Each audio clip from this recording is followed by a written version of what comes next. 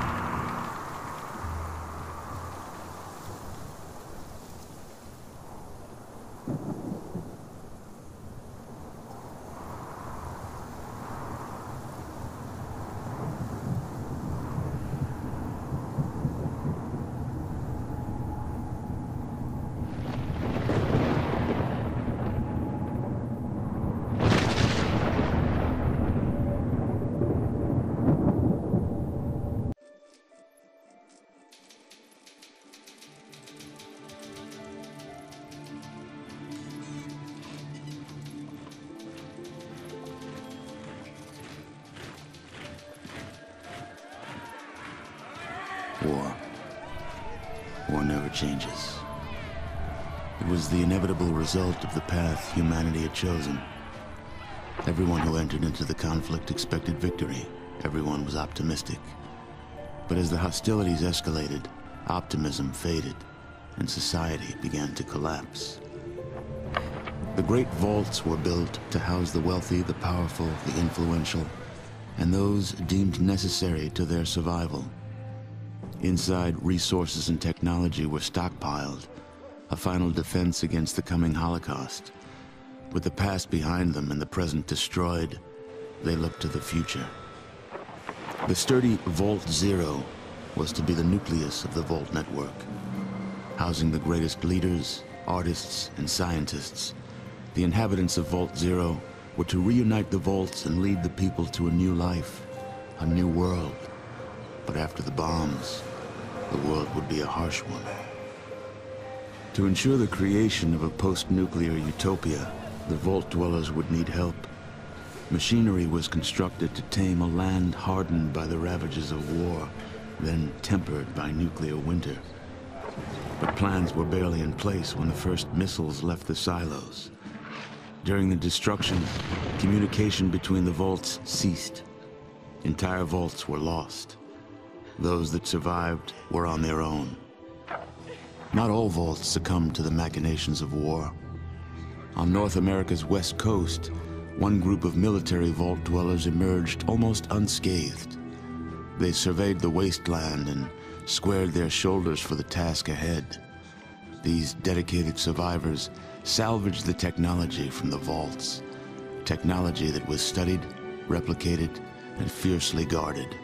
For they knew that while their power came from numbers, their future lay in scientific knowledge. In time, they formed the Brotherhood of Steel. The Brotherhood used their knowledge to drive back the atrocities of the wasteland, proclaiming themselves the technological saviors of mankind. They scoured the land in search of more technology, raiding mutant camps, bandit towns, and the broken remains of other vaults. But even they could not keep pace with the high tolls demanded by life in the wasteland. The Brotherhood found themselves at odds with their need for new blood versus their code of technological secrecy. The debate was lengthy.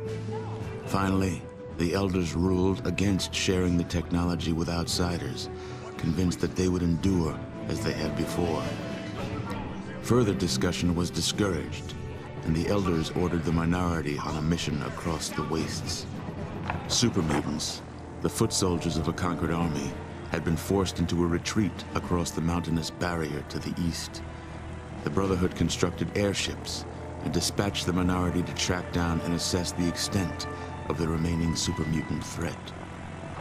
But disaster struck while crossing the Great Mountains. A great storm gripped the main airship and flung it far from its course. The mighty ship was badly damaged. The smaller sections were torn from the main craft, never to be seen again. Many of the expedition's leaders were lost to the winds. The fraction of the crew that still survived struggled to keep their ship aloft before finally crashing on the outskirts of a once thriving metropolis, a city once called Chicago. Broken, scattered, and scarred, they took stock of the situation and once again squared their shoulders to the task ahead. The Brotherhood had much to offer the surrounding villages. They traded advanced medicines in exchange for food and labor. They traded protection from bandits in exchange for new recruits. In time, their ranks began to swell. Separated by distance and ideology from the main Brotherhood forces, the minority was free to forge a new Brotherhood of Steel, one that reflected the ideals they had strived for all along. However, one's future in the wasteland is never certain, for an old power has awakened, also bent on making this land its own. Life in the Brotherhood is about to change.